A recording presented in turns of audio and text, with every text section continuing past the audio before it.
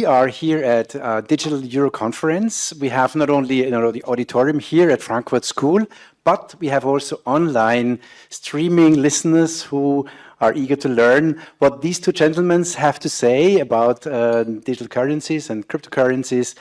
And before I introduce you, let me tell you, we have this afternoon, every 20 minutes, another project. So we have a kind of pitch. These two gentlemen will have a half an hour, but then it's really very applied, very real from different countries. We have Brazil, Kazakhstan, Israel, Caribbean, which will talk about their CBDC projects.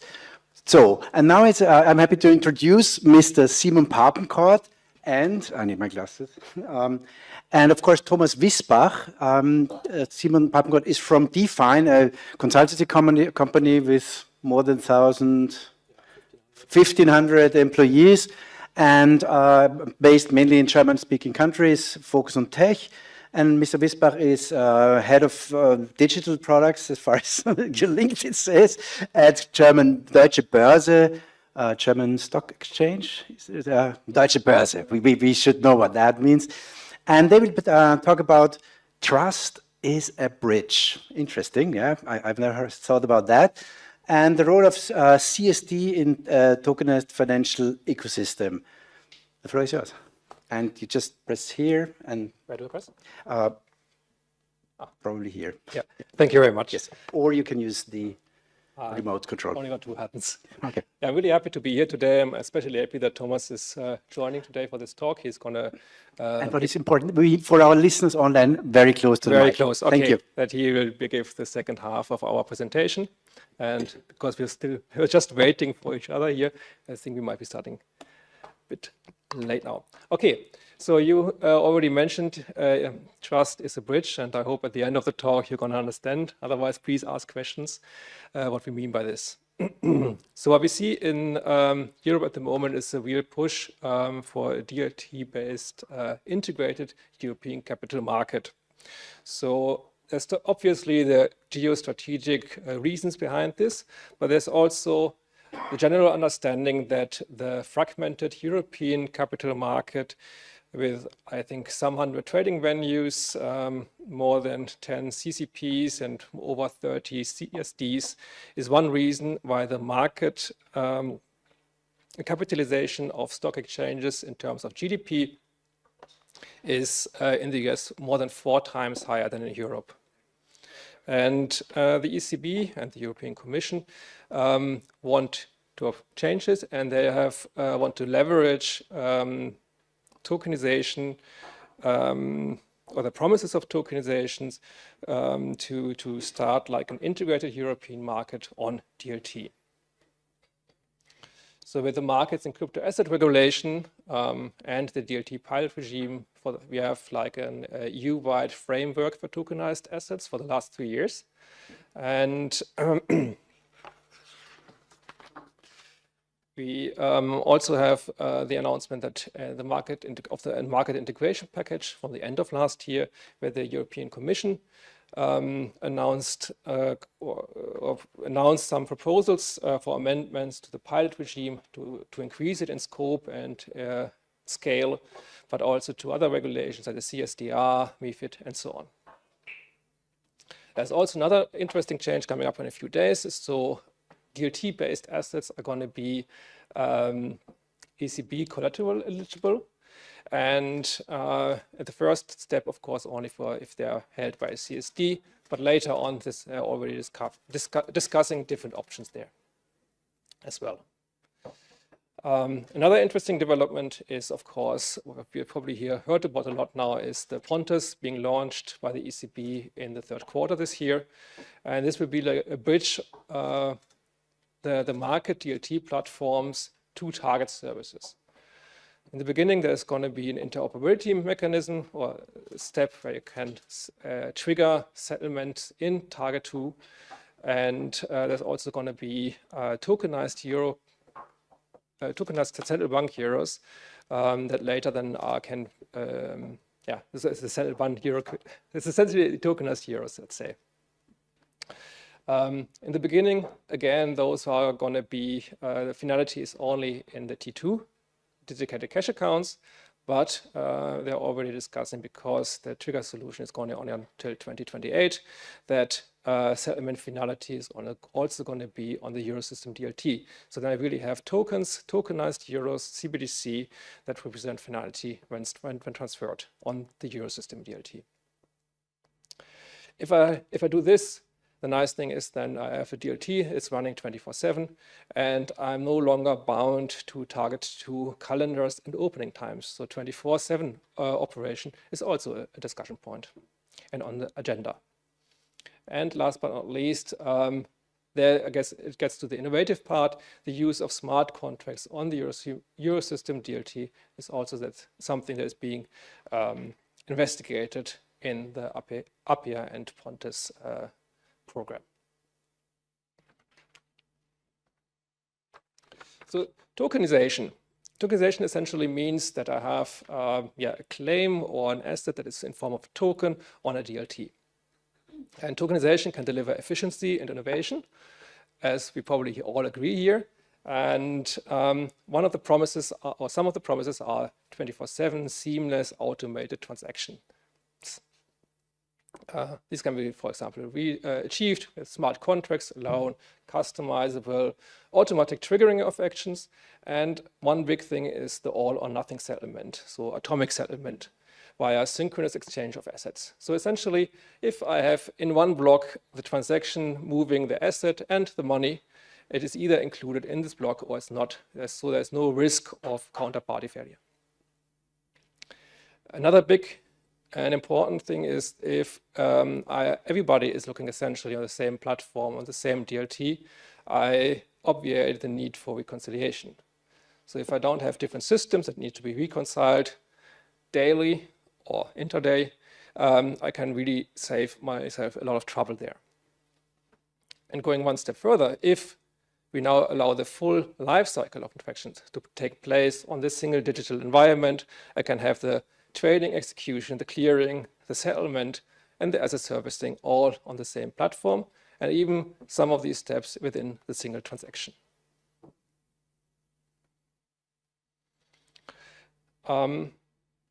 However, most of these promises of tokenizations are only fully realizable if I have a single network.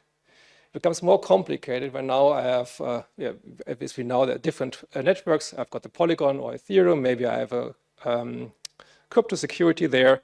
I might have a connection or want to have a central bank money, so I need to go to Pontes and the Eurosystem. Or I have stablecoins on a different blockchain, and the DEC26 and D7 also have electronic securities on their blockchains. So if I'm in this situation now and I want to trade with somebody, I need to be able, or I need essentially connections to all of these potential networks I want to exchange assets on. And of course, there are, again, like mechanisms, like an interoperability mechanism, bridges, or hash-link contracts that I can use to facilitate an atomic settlement there. So with a hash-link contract, I could both lock both assets in an escrow account, essentially. And the escrow account is accessible with a passphrase, let's say, and the same passphrase is important. So what happens is if both assets are in an escrow account and the seller takes out the money, the smart contract will release a secret for the buyer then to be able to receive their asset from the second escrow account. And with this, I can facilitate atomicity. However, the complication really is that I need connections to all of these chains. And the ECB with the Pontes is actually essentially doing the same thing. As a mutual trusted and regulated party, I trust them to release the secret according to a protocol that then enables all or nothing settlement on the T2 or the Eurosystem DLT.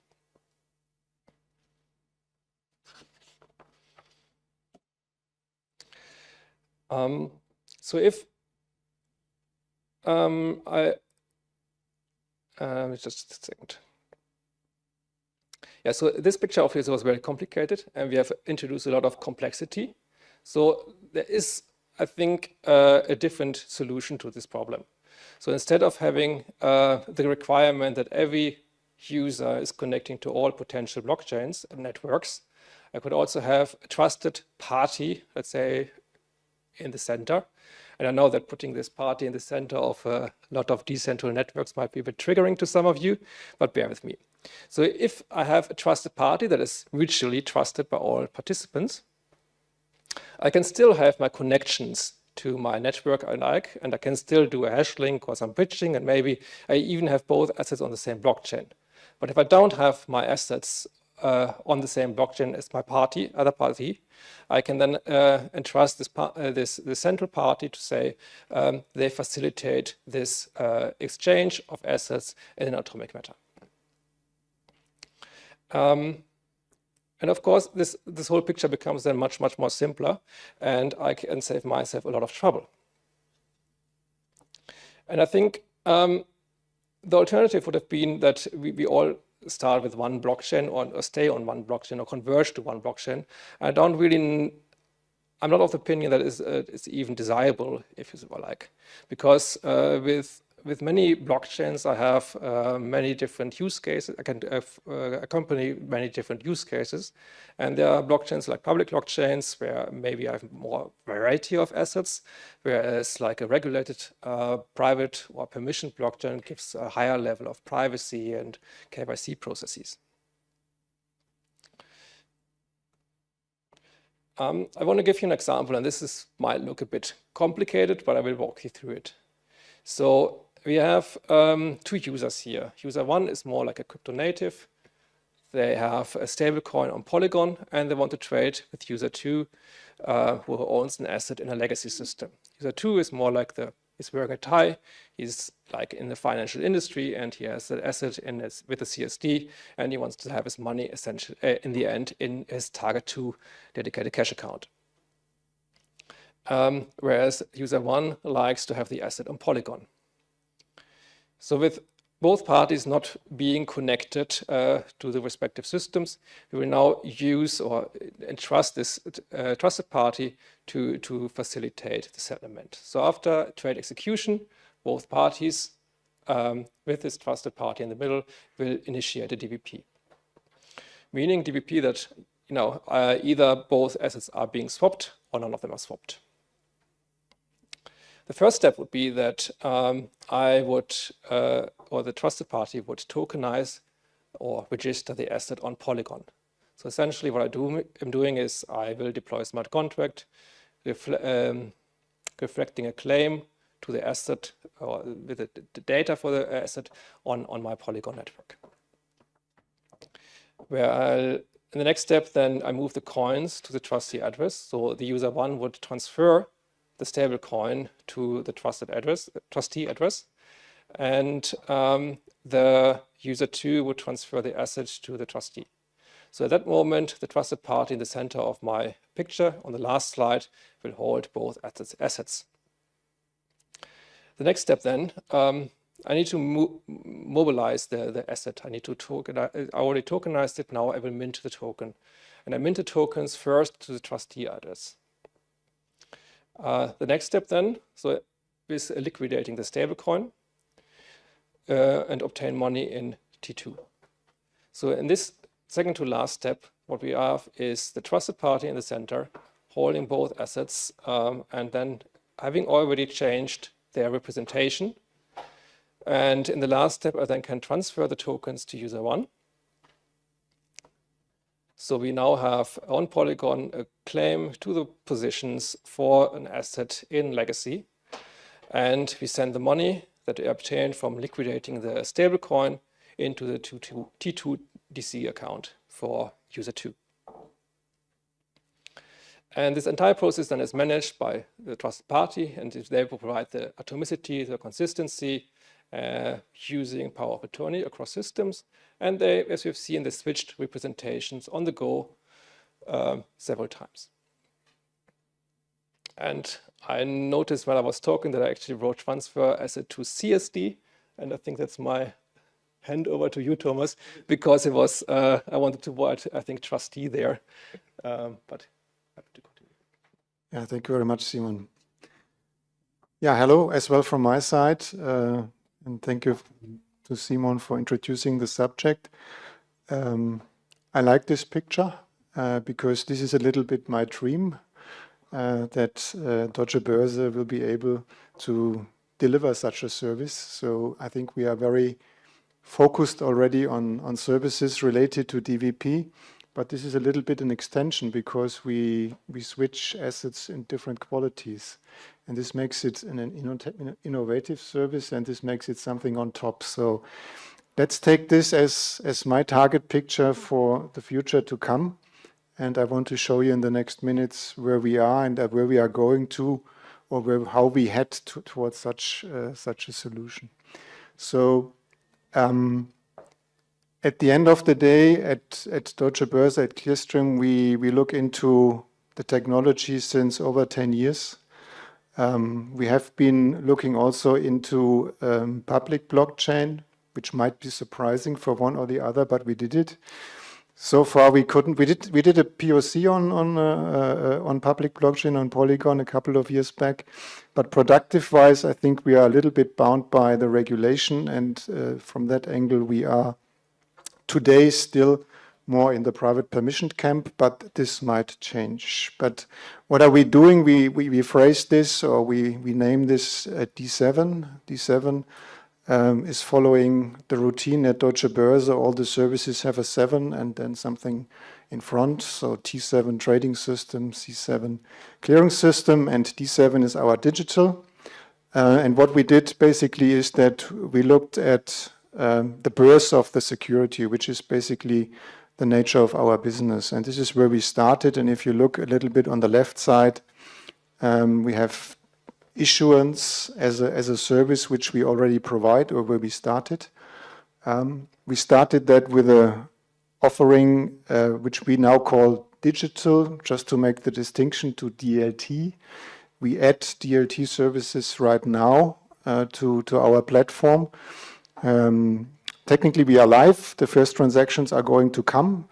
And in particular with Pontus, and this is already in the middle, you see the digital cash leg. It was a little bit missing for the time being, but with Pontus, we will be very active again as well in doing, besides issuance, we do also settlement services. And this is really new. So issuance services on DLT is one topic, but going beyond and settle also on DLT, making corporate action services on DLT, processing coupon payments on DLT. This is the future to come. You see a couple of names here mentioned as well. CEU, this is the German CSD, CBL is the ICSD. So this is as well the idea behind it, that we make services generically available to all of the CSDs and then work on this. So digital issuance, DLT issuance, digital cash leg, very important, and that's why we are here basically. Digital cash leg, we see what the ECB is doing, and I come back to that in a second. But it's not limited to central bank money, what we need to do. Therefore, as well, the stablecoins mentioned here, I come back in detail as well to stablecoins. We clearly see the distinct need for certain transactions settling in central bank money. For instance, the issuance, large amounts, hundreds of millions, maybe sometimes $1 billion in one shot, you better use central bank money. Just imagine you have $1 billion at a commercial bank and then something happens. But at the same time, we also see the need for commercial bank money. Not every counterparty, every customer has access to central bank money, and the asset managers at the end of the day need to settle as well. So from that angle, both is important for us, and we are tackling both. And on the right-hand side, you see the nice term, tokenization. I think this is on everybody's table since a while. And this is important for us as well. And at the end, it's part of the story, right? So we have today a world where we exist and where we do business.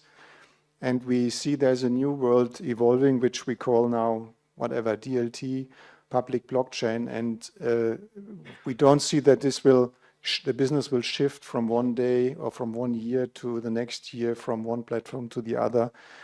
We still have, and is it mentioned here, the 21 trillion, it's a nice game, available at Clearstream, if you like, for the legacy issuance, settlement, and services.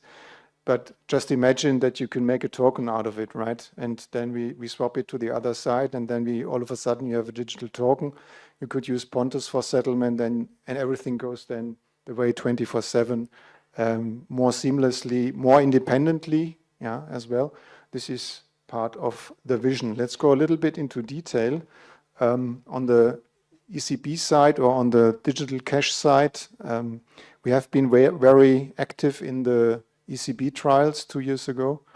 And for us, it was very important that the ECB is continuing this path. And we are happy that Pontus will come, right? So, and at the same time, you see as well Appia, which is then the next evolution. And this will be the difficult step. I think Pontus is agreed and it will come. And there's already a second release planned. And even the user requirements document is out already. You can review it and have fun. But this is all based on what I would call an interim solution, because it's just interoperable and there's nothing really integrated. In other words, you have a cash token on one chain, you have the asset token on another chain with all the complications. To overcome this, we have the Appia project, which is as well guided by the ECB. And we hope that in the context of this, we will find out what is the, I don't know, the best way, the middle way, the sweet spot where we can all come together. This will add a lot of political dimension as well into the discussion, but hopefully we get a solution which is better than the previous one or the old one. On the, yeah, but this is again on Pontus. You will see the slides afterwards. It's not adding a lot. It's just on the bottom line. You see a little bit the time frame. We will be ready by the start of Pontus in September. And I mentioned already that the Pontus Enhanced early 2028 is already a major step forward. I think we can skip anything else on this, but look a little bit deeper into the stablecoins, because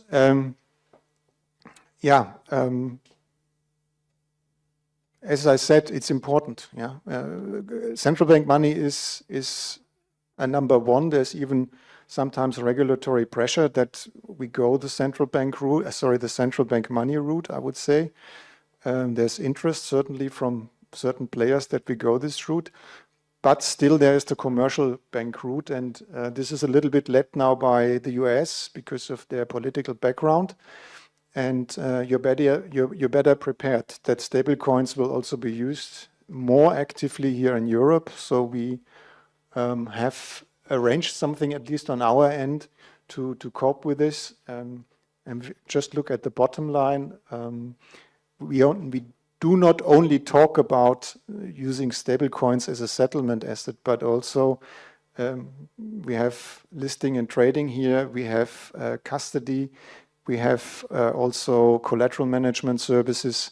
So it becomes a wide bunch of services which you can do with stablecoins also in a Deutsche Börse environment, and as well add then further value for the clients. But because at the end of the day, they are already our clients because we have those services, and leaving out stablecoins in such a portfolio of services, I think could be quite difficult. So that's a little bit where we want to go to. I think the last slide is the conclusion slide.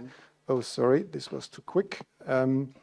But coming back to the DVP and to the variety of networks which we have, I think this is the major point to come. Until we have more integration, I think somebody needs to deliver trust to those services and to those products which are offered. And for that purpose, I think we hope we are in the game.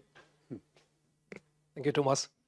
Yeah, this actually sums up the last slide as well. So we have seen that tokenization can obviously deliver efficiency and innovation.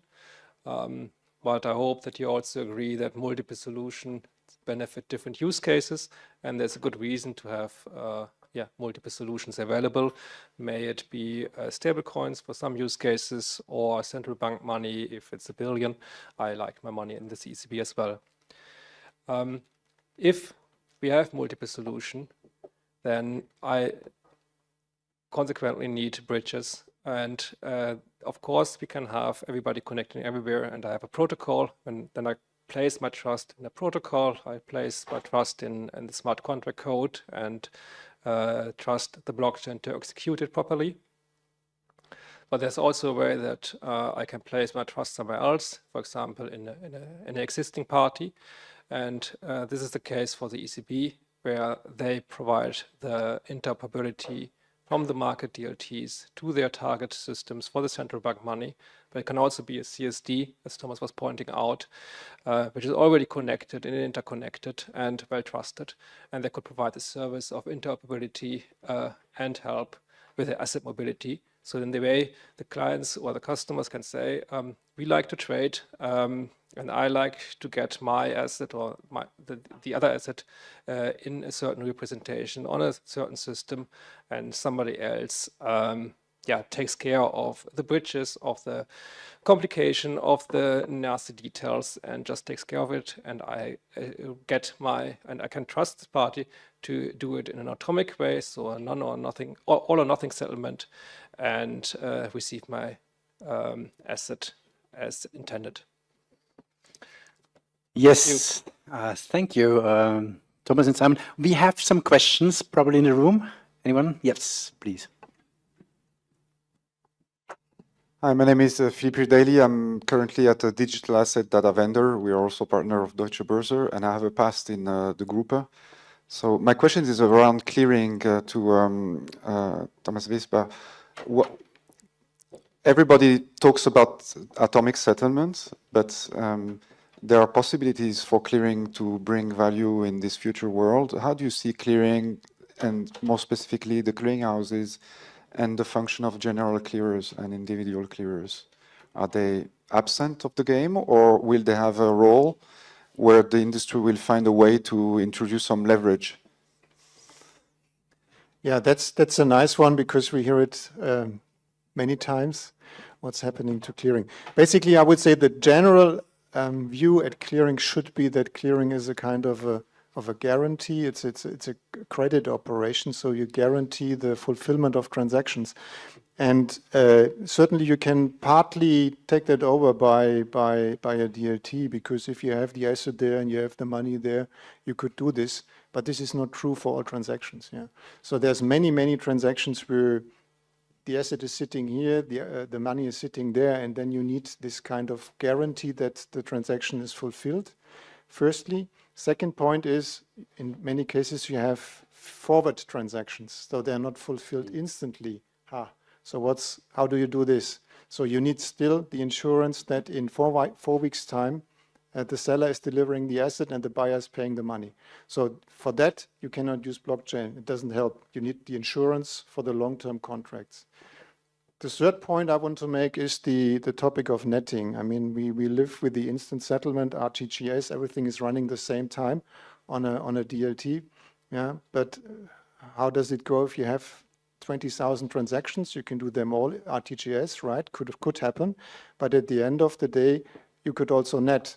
And some business is depending on this. There's market making, for instance, where a seller does not have the stock. So how can he sell on a DLT then? It doesn't work. So you need some operations as well around this to make that work. And for that purpose, I think clearing could be a good tool. Any short last question? No. Thank you very much, Thomas and Simon, for your presentation. And we have the next speaker now coming. Yes, of course, your applause, of course. Sorry.